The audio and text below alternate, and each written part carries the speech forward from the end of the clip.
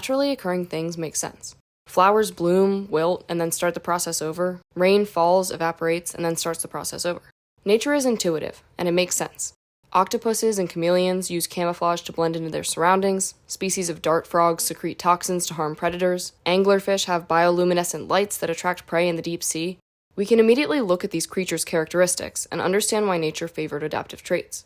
Looking to the fictional world, character design is also intentional. When we see something in character design that's clearly unnatural, like bright green hair, it raises immediate questions about the reasoning behind the design and whether it has purpose. And 9 times out of 10, I think it does. So I'm going to go through some examples of characters in different forms of media with green hair and try and figure out the reasoning behind its usage character to character. Of course, it can have many different meanings. We'll start out simple. Green can represent renewal or change. Just look at the recycling symbol, a concept built around reuse and transformation. Clem from Eternal Sunshine of the Spotless Mind has green hair when she meets Joel. It's the color she has when Joel feels that initial spark and is drawn to her, marking a new beginning. Clem tells Joel the name of her hair dyes on the train. Anyway, this company makes a whole line of colors with equally snappy names. Red Menace, Yellow Fever, Green Revolution. The green one is called Green Revolution, a revolution being the inciting incident for radical change. Ramona from Scott Pilgrim vs. the World also has green hair, but in her case, it's the color she wears at the end of the movie. Even though it's the last color we see her in, it still marks a new beginning. Scott has defeated her exes, he's not dating a high schooler, and they're about to begin a fresh start to their relationship. This change can also be more literal. A character's hair can literally turn green because of experiences that they go through. Doc Samson from Marvel Comics originally had blonde hair, but after his exposure to gamma rays, an energy form depicted as having a green hue throughout the comics, his hair turns bright green, both in his regular form and in the Doc Sasquatch form, where he has long green hair and a green body. Byleth from Fire Emblem went through a similar change, originally having blue hair, but seeing it turn green after fusing with Sothis. Sometimes the green hair is a bit more surface level, and is simply being used to match with an associated characteristic or object. Lime Chiffon from Strawberry Shortcake has green hair to match the color of a lime.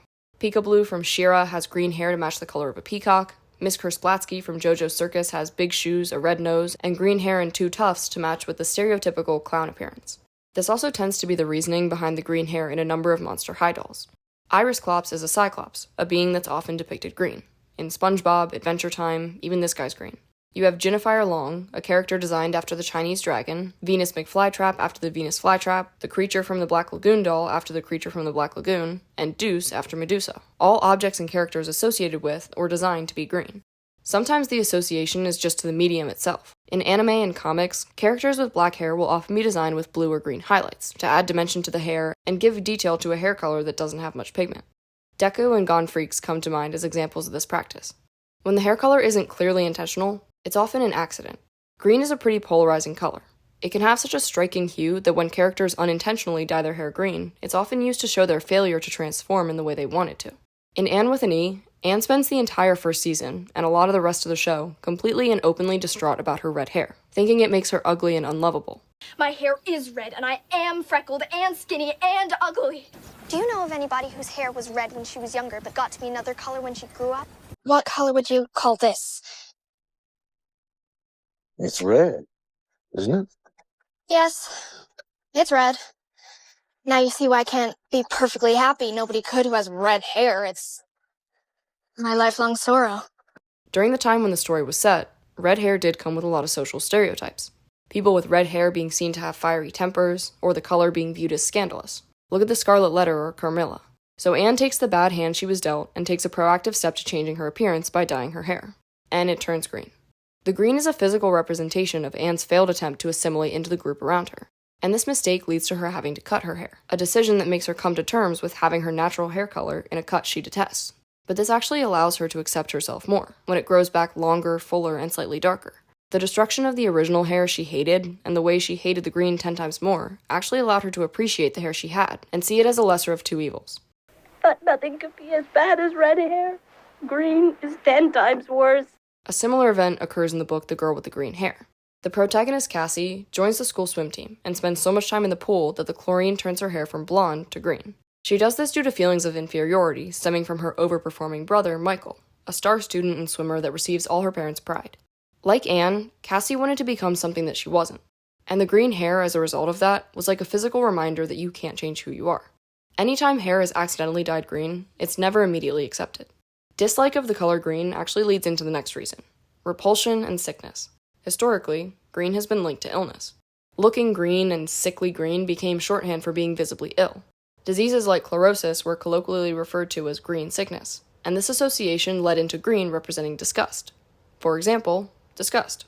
The emotion from inside out represents the feeling she's named after, and her color palette is nearly all green, with green skin, hair, eyes, eyelashes, and clothes, aside from her purple ascot and shoes, which incorporate the color of fear into her design, to visualize how fear can be a reasoning for feelings of disgust. Even simpler, look at a character like Muscle Man from Regular Show, who has green hair, which alongside his green skin and bloodshot eyes is intentionally designed to be off-putting. This relation between green and disgust can also be more of a disgust towards something. For example, a character like Tatsumaki from One Punch Man has a pretty cynical worldview that makes her quickly annoyed and able to be easily irritated.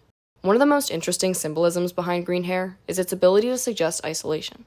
As always, this can come in a couple different forms. The green hair is distinct, and it can identify characters that might be intentional outcasts, alienated, or literal aliens. In terms of intentional outcasts, some can be zany characters, people that exist in their own world or are content with being different. Ferb and the Oompa Loompas fit into this category. Ferb is pretty often silent and along for the ride. He has green hair, unlike anyone else in his immediate family, but it doesn't separate him. The Oompa Loompas are crazy. They're odd and musical and whimsical, and they're okay with it. A lot of the time, the zany green-haired characters are unique within their universes. They have punk mindsets and appearances, and are often intrigued with the macabre. Tank Girl is a good example of a character that embodies the punk mindset. She's rebellious and independent, and this refusal to accept societal norms is reflected both in the story, with Tank Girl being born into a post-apocalyptic world where normal societal conventions are kind of thrown out the window, and through her appearance, where she can be seen wearing repurposed garments, unique accessories, and of course, an unconventional hairstyle that's often worn bright green. Sean from SLC Punk is another good example of a character whose hair color and shape is clearly intentionally chosen to display their punk mindset. Carol from Mystery Men, Duncan from Total Drama Island, and Jade from Victorious all share this gothic aesthetic, and finish it off with green streaks in their black hair. To pick an example from a children's movie, there's Cat Elliott, who favors an alternative style with multiple facial piercings, tall black boots, and chunky belts, who can communicate with her personal demons, Wendell and Wild. I'm having a vision! A green-headed girl. To pick an example from the exact opposite of a children's movie, there's Tiger from Green Room. He's the lead singer of a punk band, although his and his band's dedication to the punk mindset gets tested and subsequently abandoned throughout the events of this film. When the green hair is not being used as a specifically chosen, empowering detail for a person secure in their mindset, it can be a detail to show that the character is not just zany, but alienated. A good example for this is in the Zombies franchise. In this universe, green returns in a lot of ways. The outbreak is caused by a green object, the infection is referred to as the contaminated green haze, and the identifying factor for the zombies is their green hair. This hair color directly alienates them from the humans, and even after the invention of the Z-band that prevents them from eating people, serves as a constant reminder of their connection to the outbreak. Hair color is actually a pretty big plot point in these movies. Addison, the human protagonist, wears a blonde wig to conceal her white hair, in order to conform to the strict societal pressures in Seabrook. And why wouldn't I fit in? I'm a totally normal teen. Except for this. In some places, this hair might be odd in like a cool way, but not at Seabrook. People here hate anything that's different. In Owl House, Amity is actually alienated because she doesn't have green hair, so Amity dyed her hair green to match her siblings. Throughout most of the series, though, her brown roots can still be seen, serving as a visual representation of her inability to fully change herself to fit within her family. Hey, your roots are growing out. Do you want to dye your hair again? Wallflower Blush from My Little Pony feels overlooked and isolated. She has Wallflower in her name, and of course, has green hair, as a representation of both her jealousy and isolation. Then, taking it a step further, these alienated characters can be literal aliens. Miria Sterling from Robotech has bright green hair, and she's a Zentradi. The green hair distinguishes her from humans, but alongside her regular size and human appearance, serves as a visual cue to her existence in both the human and alien world.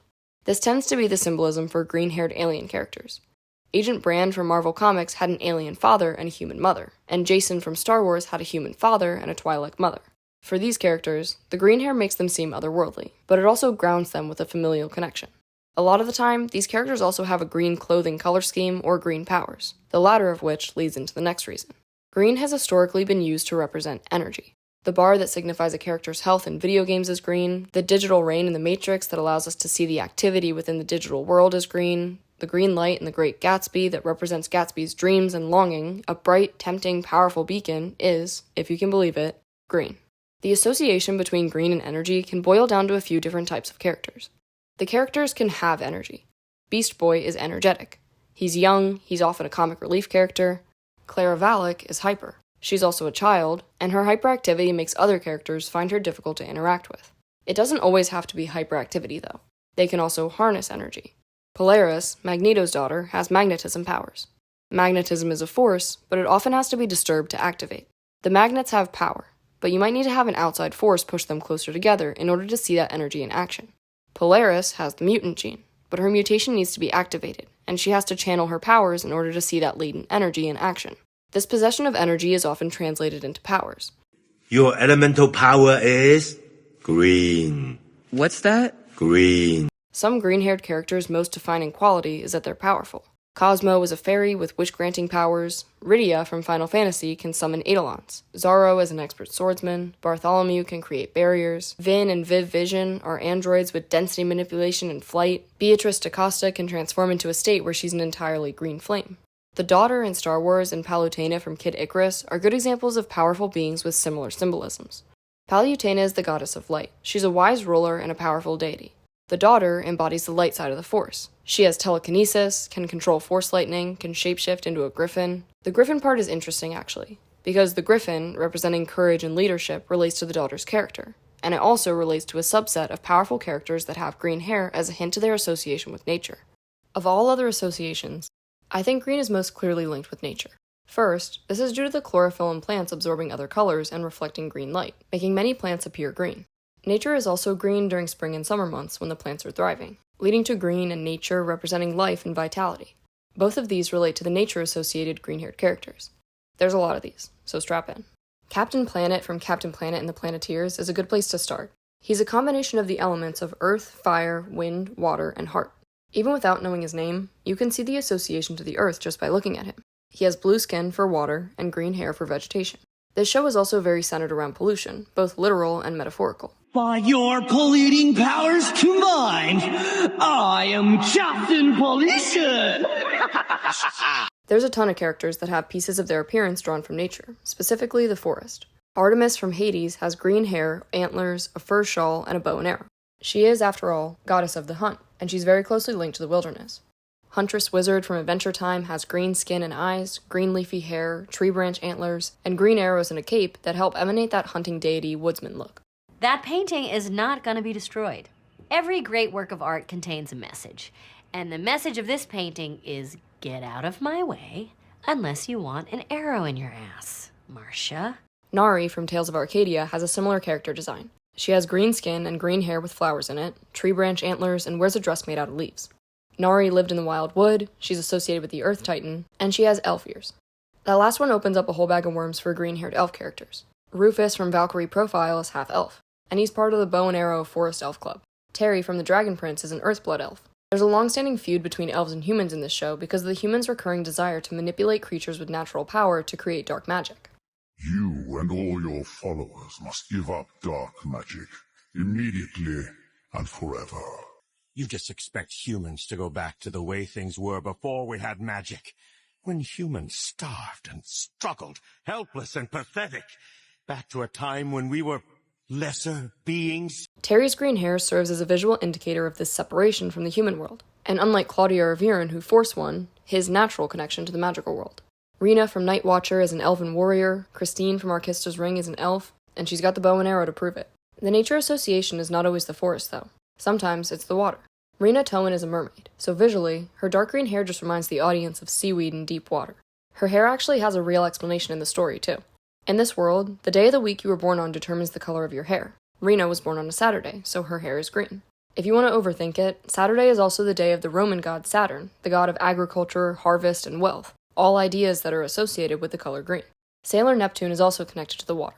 Neptune rules over the sea, and she has long, wavy green hair with highlights in it that mimic the highlights of the ocean.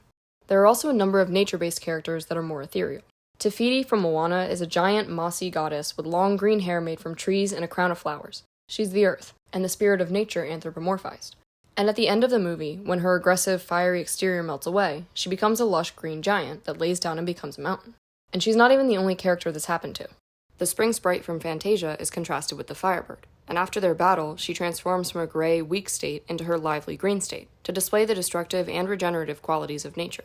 Fire Emblem also has a host of ethereal green-haired characters. Mila is a divine dragon and Earth Mother, Naga is an immortal divine dragon, and Tiki lives in a tree. Sometimes this power is wielded to inflict harm, and then we get evil characters. After nature, this is probably the second most common usage of green in media. Green is very easy to mold into something sinister because of the associations we have with it.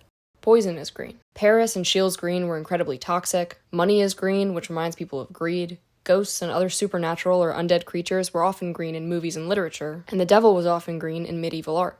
So of course this association is translated into hair color. Possibly the most famous example is Joker. Nearly every iteration of this character shows him with green hair. This relates to both his backstory and his personality.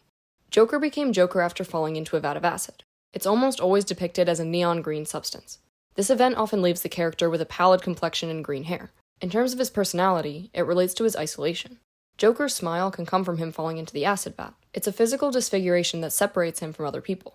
In the 2019 film, his compulsive laughing is explained by a neurological condition he suffers from as a result of head trauma. I think I'd always imagined it as being just maniacal and kind of high-pitched. Yeah. And I think that the way that Todd had approached it was through this more realistic lens and kind of felt like it was motivated by something. Although it is an uncontrollable behavior, it's still viewed by other people as strange, and results in him being feared and targeted by the citizens of Gotham. The green hair adds to this characterization. Green is not a natural color. It externally reflects the alienation he feels inside. The green hair, what is that? I don't remember anything about myself before Arkham, and when I came to, well, here it was. I guess it's natural. In this movie, his rejection of class separation on Murray even starts a revolution. This fits in with dyed hair, especially green, indicating a punk mindset or denial of societal norms. Joker hates Batman, but he's also kind of obsessed with him. Batman and Joker are foils. They're two sides of the same coin. It's like meeting someone I can actually relate to. Which, believe me, dear, I've never felt before. They both have trauma that's been harnessed into something positive and something negative. Batman is order and Joker is chaos. And neither of them really want to kill the other. Batman in order to align with his moral code, and Joker because if Batman was actually gone, he'd have no one to play his twisted games with. The green can also be sort of an acceptance of his true nature. In his eyes, he, like the toxic, alienating color, is ostracized. Probably the next most recognizable green-haired villain is Beetlejuice. I think his green hair is related to three pieces of his character. First, I think it's a representation of his connection to the spirit world. Like I said earlier, green has often been used in media to depict supernatural forces, so the green can serve as an indicator that he doesn't exist on the same plane of existence that Barbara and Adam do. Secondly, it relates to his mischievous nature. Green is mischievous because, like nature, it's wild and unpredictable. Loki is the god of mischief, jealousy, the green-eyed monster, is a calculating and vengeful force, and historically, green dyes in the Middle Ages were chemically unstable and prone to changing color. And third, I think Beetlejuice's green hair is just used to convey his decay. He's a rotting creature that's been living underground, so the wild green hair and the surrounding moss growing on his face are just used to show that he's been decaying underground for some time. I want mold, because Tim said he lives like under rocks and stuff. I said, I want mold somewhere. A number of evil characters like this exist in kids' media. Laverna from Barbie Fairytopia is evil. Like Beetlejuice, much of her appearance and characterization aims to paint her as a dark creature associated with the ground. She lives in a bog, an undesirable and dark location. Her minions are the fungi, named after the plant that grows in the ground. She turns into a frog, an animal that lives in wet environments and sometimes underground. This is all done to separate herself from the fairies that fly in the air and live on top of flowers. She also shares a name with Laverna, the Roman goddess associated with thievery and the underworld. Velvet and Veneer from Trolls also have green hair. Hair is central to the Trolls brand, so giving the antagonist this color was definitely intentional. These siblings were driven by greed and jealousy, two concepts that we've already seen be historically represented by the color green. Dr. Stankfoot is a villain who turned himself from a scientist into a monster through self-experimentation. Kitty, Youngblood, and Skulker from Danny Phantom are all antagonists identified by their green hair. Pizzazz from Gem and the Holograms wasn't as evil as the other characters in this section, but she was an antagonist in the series. And then you have characters like Greta from Gremlins 2, who are a part of the antagonistic group, but aren't outwardly evil. There's also pretty much an endless hole of evil green-haired anime characters. Selena from Winx starts out evil. Comics have Vertigo. She's named after an illness that causes dizziness, and her hair is the color associated with sickness. Madame Hydra from Marvel Comics is one of the evil leaders of Hydra. She's also referred to as Viper, sharing a name with the green pit viper, which is a venomous snake. And speaking of snakes, we'll end out that section with the mythological creature associated with them. Medusa is a figure in Greek mythology who was cursed to have snakes for hair. In many of her appearances, mostly in video games, her hair is depicted green. The Hercules animated series and video game, Overwatch 2, Dusa in Hades, The Sorceress in Gauntlet, even going back to the 80s Kid Icarus game. The green relates to her backstory, relating to the jealousy and betrayal felt by Athena, even though it wasn't even Medusa's fault, and due to the poison is green thing, with her being a villainized character and snakes being venomous. So now, quick history lesson. A good historical example of the symbolism of green is in the 14th century poem Sir Gawain and the Green Knight. The Green Knight challenges Gawain to a game, and the story follows Gawain's journey to find the knight to complete it. The poem explores the difference between civilization and wilderness. The knight, his horse, and his chapel are all green, and all represent his connection to nature, but also his dedication to lawful ideas such as fairness and chivalry. Skipping to the 20th century, stories like The Boy with the Green Hair emerged, that present the green in an entirely opposite way. Oh, what's wrong with green hair? How'd you like to have your sister marry somebody with green hair? And these two stories are the foundation for the symbolism of green. One is a magical man connected to nature, and the other is a regular boy whose green hair is at odds with his natural appearance. Green is a really fascinating color. Like many of the characters that have it as their hair color, green is versatile. It can be evil and sick, or it can be positive and lively. Green is nature, the world around us, and green hair can be a person's nature, the character inside them, the way they operate, and the instincts that they naturally follow. Nature is natural. It's an untouched, uninterrupted state. So all these green-haired characters are associated with green to show that they're in their natural state, attempting to assimilate into a perceived natural state, or taking active steps to fully accept their true nature. What am I gonna do? I don't want green hair. In the Lemmings game, you lead a group of lemmings through a number of obstacles. People are often called lemmings as an insult to indicate that they blindly follow others, a saying popularized by their long-believed tendency to follow each other in jumping off cliffs, a myth perpetuated by Disney. But this false fact and this creature's eventual association with following others relates to the discussion of following inherent survival skills, adhering to one's nature. Te Fiti was encased in an appearance that didn't fit her. Then it melted away to reveal the natural green state inside. Maria and Agent Brand and Jason exist in worlds with humans, but their green hair serves as a reminder of their alien nature. Look at Velvet and Veneer. The word veneer can literally mean an attractive appearance that covers or disguises someone's true nature or feelings. Within the film, Veneer disguises his evil intent with an upbeat, lighthearted facade, and he's also disguising the elements of his true sensitive nature with the facade of being loyal to his sister. All in all, green represents nature, not just flowers and grass, although that's a definite reason, but also personal nature. Characters can accidentally end up with green hair when trying to change their nature, as a reminder of its inability to be changed. Or their hair could turn green, or be dyed green in a moment of acceptance into their identity, in order to show how their true nature is being revealed. Things like chlorine, a vat of acid, or a zombie outbreak dyeing your hair seem completely out of the ordinary, but I think green hair is often used to convey the journey of acceptance. Normal and abnormal things happen that cause this appearance, but they always lead to some sort of journey or epiphany. And really, a character's journey, their decisions and relationships and mistakes are the most naturally occurring things ever. And naturally occurring things make sense. Why the green hair on Joker? I've got green hair. My hair is green. What's happened to my hair?